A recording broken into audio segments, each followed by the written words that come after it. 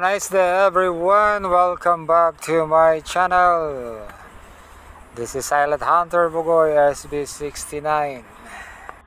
Ito na naman tayo sa ating panibagong adventure sa araw na to. At kung bago ka pa lang sa channel na to, huwag kalimutang mag-subscribe, like,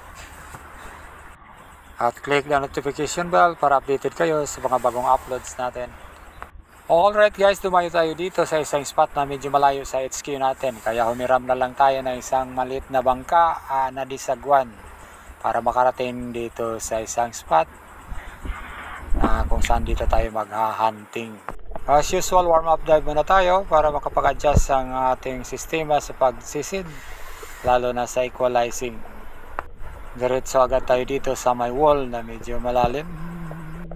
At dito magsisit up na rin tayo ng ambush kung sakali mayroong dadaan.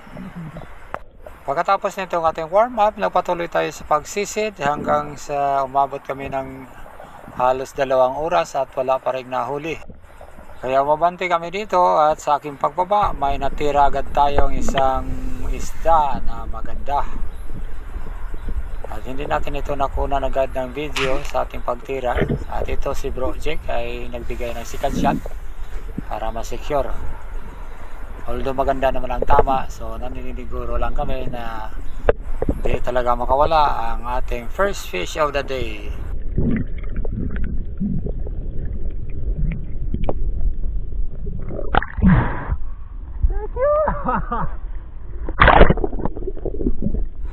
Ayan po ang ating first fish of the day, isang red bass. Nasa mga 5 kilo lang ito mga lods.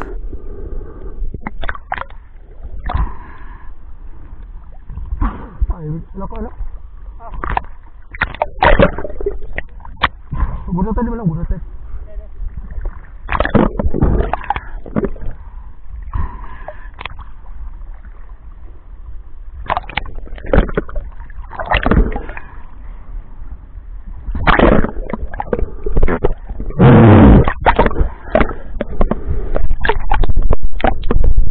At pagkatapos natin ito ma-secure, siyempre selfiehan muna natin para naman makita ang ating kagwapuhan.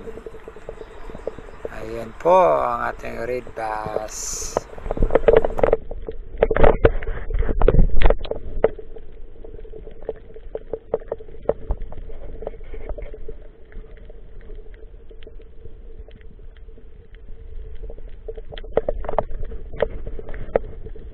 At siyempre gamit pa rin natin ang ating RA160.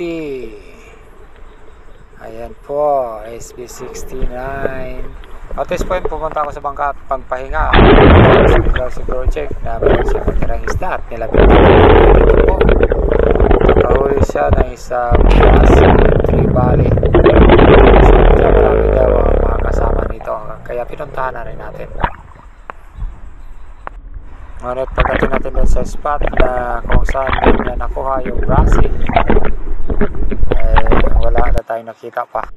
Kaya naisipan kong bumalik dito sa spot na to kung saan dito natin nahuli yung red bass. At bumaba ko at may nakita akong mga maliliit na surgeon fish sa baba.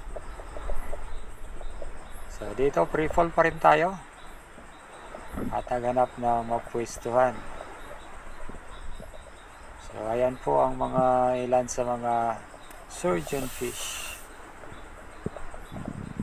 So naghintay muna tayo dito ng ilang sandali. Baka sakaling mayroong aangat o mayroon pa tayong makita ang mga kasamahan yung brassy na nakuha natin. At dito muna tayo na mapwestuhan para mag-set up ng ambush. Free falling pa rin ang ginawa natin para hindi mabulabog kung mayroon mga malalaking isda sa baba. Ayan po, wala na tayo nakita kaya tumira na lang tayo ng isang surgeon fish.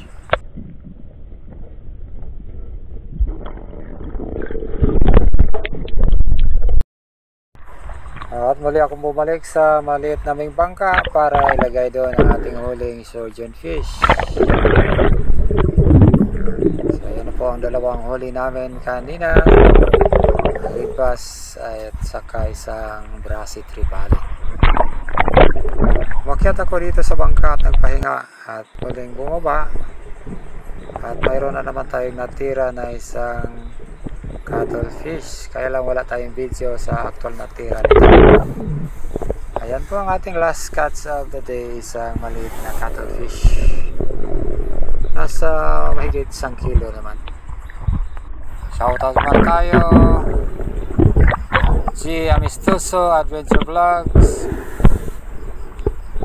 Codays at Kasalom TV. Thank you so much.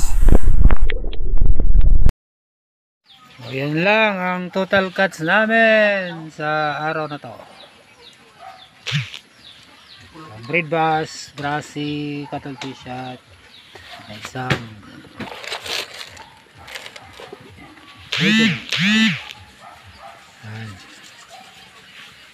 oh, pwede na.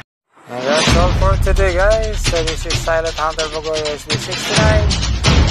Thank you so much for watching, and please do not forget to subscribe to this